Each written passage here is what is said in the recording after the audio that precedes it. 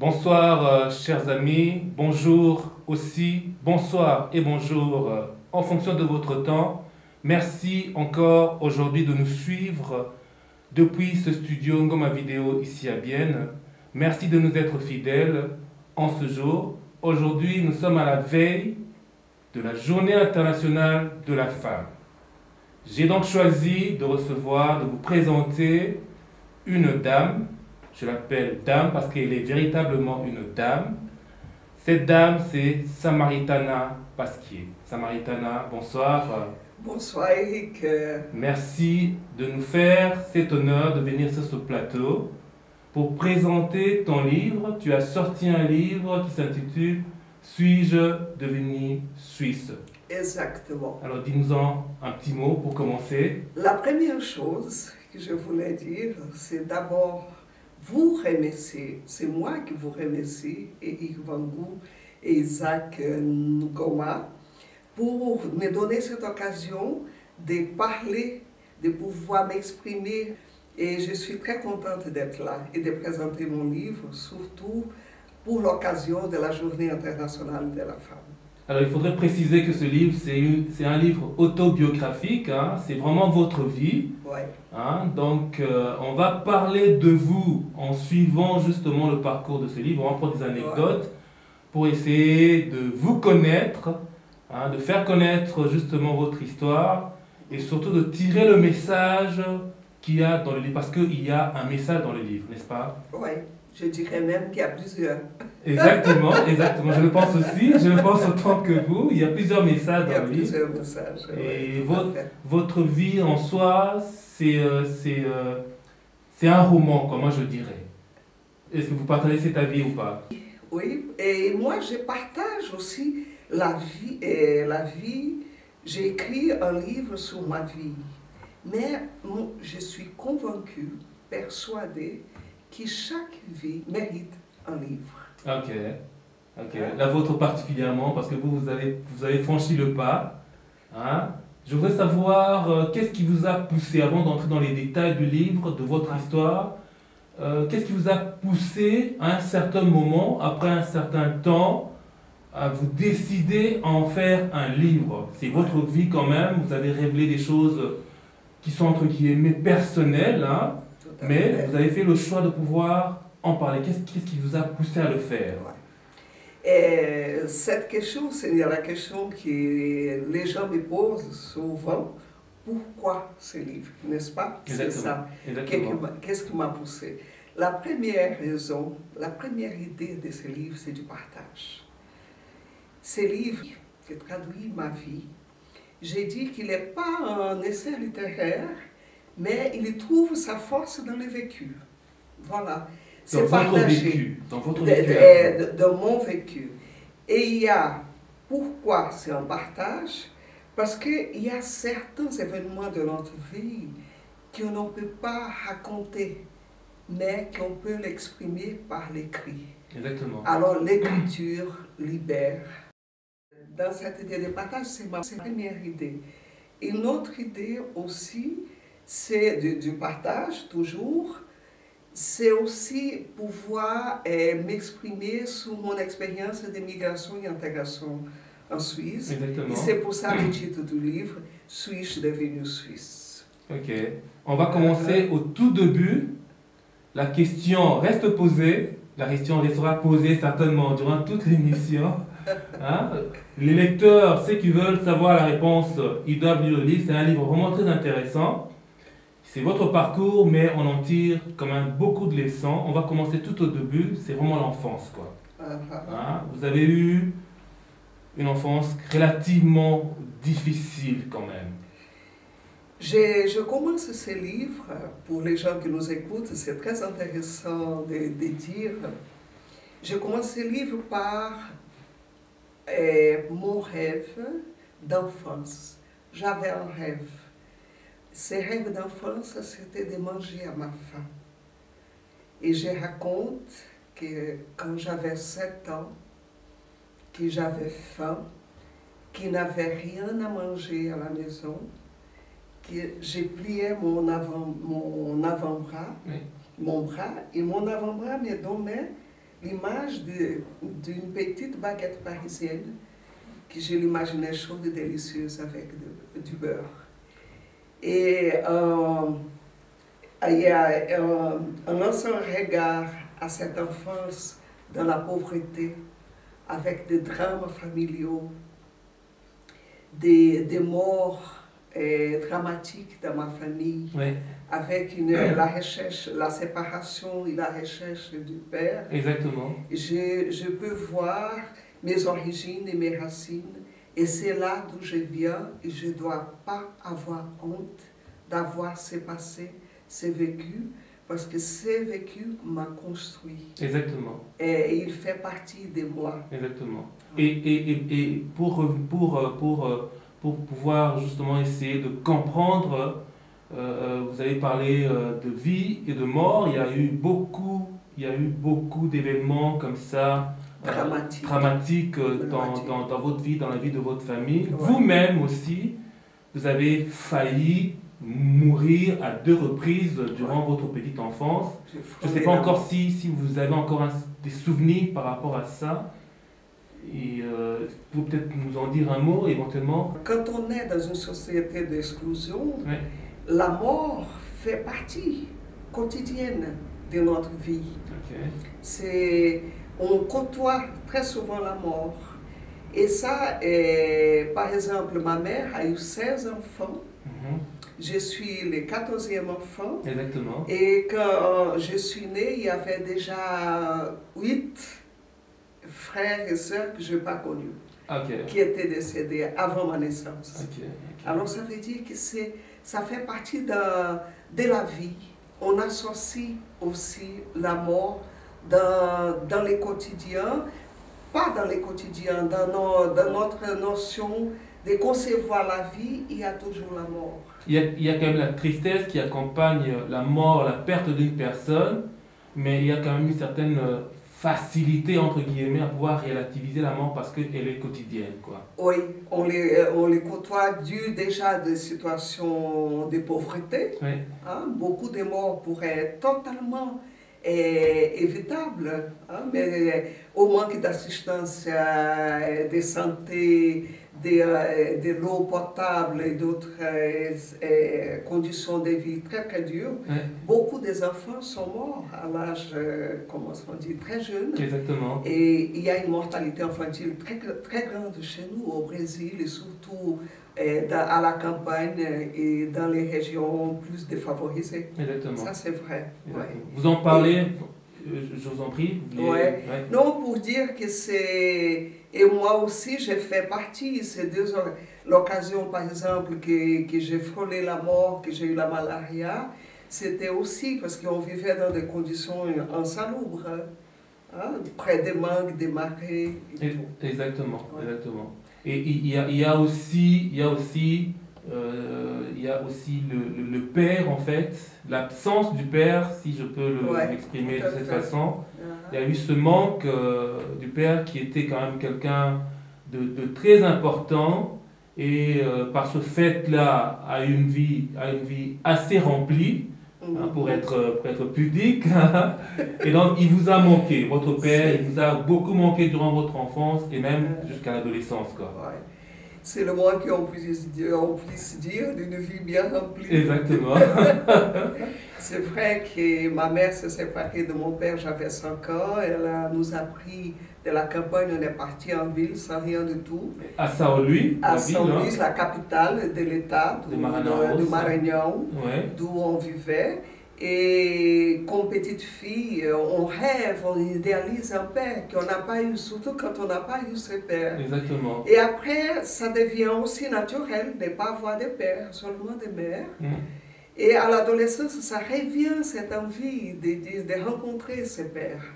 Et quand je pars en vacances pour passer quelques semaines chez lui avec ma sœur, qu'on était très proches d'âge, j'étais très déçue. Ça s'est passé comme j'aurais imaginé. En fait, je n'ai pas trouvé de père. C'est père que je cherchais. Et je suis revenue déçue. Mais la vie continue. Exactement. Et c'était comme ça, c'est comme ça qu'on allait de l'avant. Et je disais, tous ces événements, on les range comme une commode pleine de tiroirs et qu'on les range, même qu'il n'est pas résolu, on les laisse tranquilles pour aller de l'avant. Et je parle ça aussi d'une certaine façon de dire lâcher prise, pour continuer à croire à la vie. Et vous avez justement, entre guillemets, utilisé toutes ces situations difficiles. Moi, je pense, j'ai lu le livre, je pense, je ne sais pas ce que vous allez me dire à ce sujet, que toutes ces situations difficiles, la relation difficile avec le père, les conditions de vie ont été une source où vous avez puisé une certaine force pour pouvoir évoluer. Parce que on sent quand même que vous êtes forte mentalement et spirituellement, quoi. Donc, je ne sais pas si j'ai raison de dire ça comme ça. Je remercie même pour cette perception. Ça veut dire que tu as bien compris ce que j'ai écrit dans ces lignes de mon livre. C'est ça. Et moi, je dis, dans cette situation, il y a deux options. Ou on se laisse aller, ou on dit on va trouver cette force intérieure, cette volonté de dire on peut changer notre destin. Et moi, j'ai compris ça, que c'était à travers les études, qu'il fallait étudier. Parce qu'on ne pouvait pas compter sur notre mère, sur notre père, sur nos parents, sur notre famille. Exactement. Pour continuer, pour avancer dans la vie. Il fallait compter sur nous-mêmes. Et les études, c'était une façon, dans la société, de trouver une place dans cette société qui s'acharne à exclure ceux qui naissent de l'autre côté. Exactement. Et c'était les études, et pour moi, était aussi, à 16 ans, j'ai commencé à travailler. J'ai eu mon premier travail, et ce travail aussi était dans le but aussi d'aider ma famille, d'aider ma mère. Tout en continuant vos études, il faut bien le préciser. Tout en continuant, oui. Je travaillais pendant la journée et j'étudiais le soir. Voilà. Comme font la majorité des Brésiliens aujourd'hui. Mais c'est aussi une réalité brésilienne. De travailler la journée, surtout à partir du collège, quand on fait la maturité. Juste au gymnase, on fait, comme on dit, on étudie pendant la journée et après on commence à travailler. On peut travailler à 7 ans, commencer à travailler pour aider déjà la famille, normalement. Et là, on travaille la journée et on étudie le soir. Donc vous avez allié un peu les deux pendant un certain temps. Vous avez fait beaucoup de petits boulots, vous en parlez dans le livre. Vous avez changé beaucoup, vous avez appris, vous avez travaillé comme disquaire, entre guillemets, vous faisiez écouter. C'était une expérience que vous avez beaucoup appréciée, travailler en tant que disquaire alors que ce n'était pas vraiment ce à quoi vous étiez destiné. Je n'étais pas destinée et je n'étais pas sûre de moi à cette époque. Parce qu'il fallait mettre les aiguilles avec Vous trembliez d'ailleurs, vous dites dans le livre pour pouvoir... Mais je voulais travailler, je voulais ce travail. Alors il fallait s'accrocher aussi. Exactement. Et heureusement, j'ai gardé une belle expérience, un beau souvenir de tous ces travaux que j'ai passés pendant ma jeunesse et plus tard. Par exemple, j'ai travaillé comme je vendais des assurances vie. Exactement. Et ça, c'était pour moi aujourd'hui, quand je dis, mais comment vendre d'assurance vie dans un pays où une grande majorité ne sait pas même s'il y a à manger pour le lendemain. Exactement. Et ça, c'était pour moi, aujourd'hui, pour moi à l'époque, c'était naturel, c'était un travail, il fallait vendre.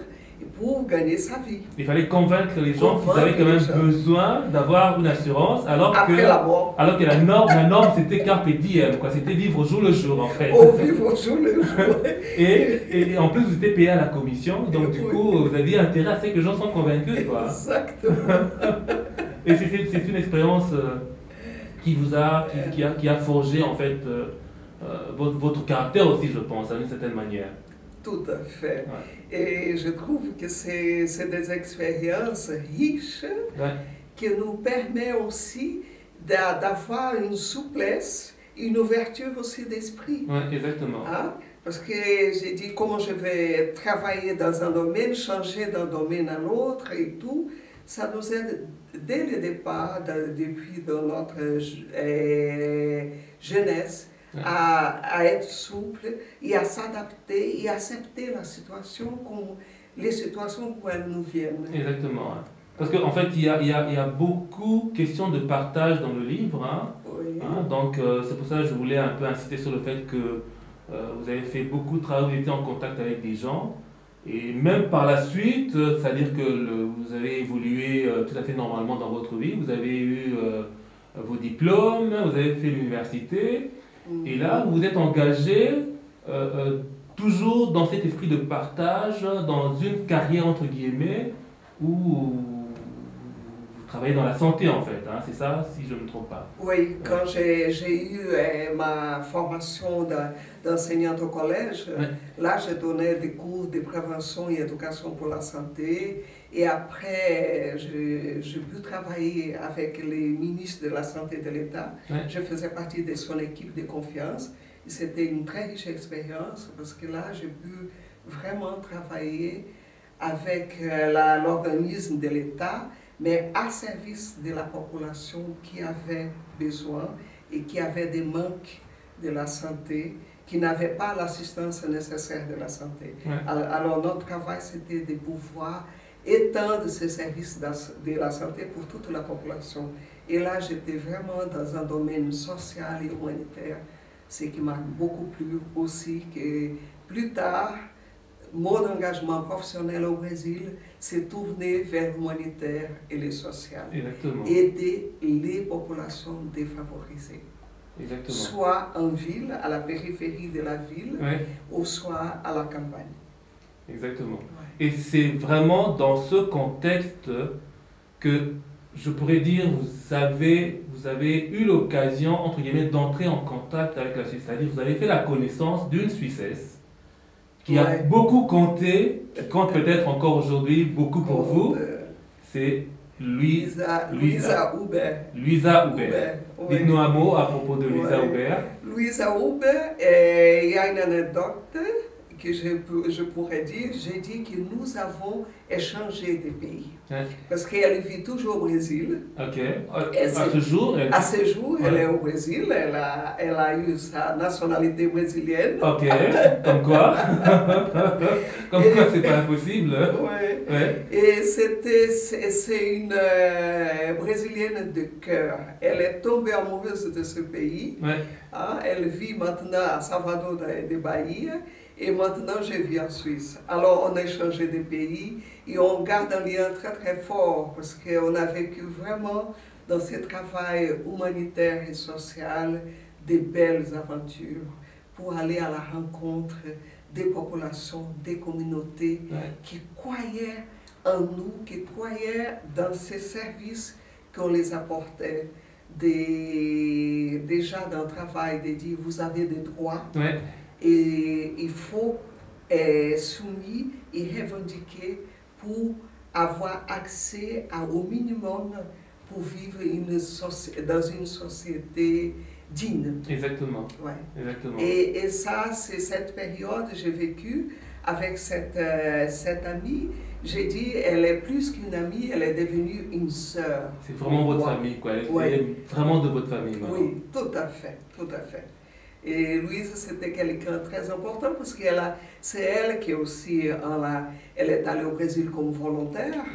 Je l'ai rencontrée et c'est à travers elle que j'ai eu les contacts avec la Suisse. Exactement. Je suis venue en Suisse. Exactement. Ça, c'est vraiment la suite du livre. On va en parler, on va faire une petite pause pour souffler un peu.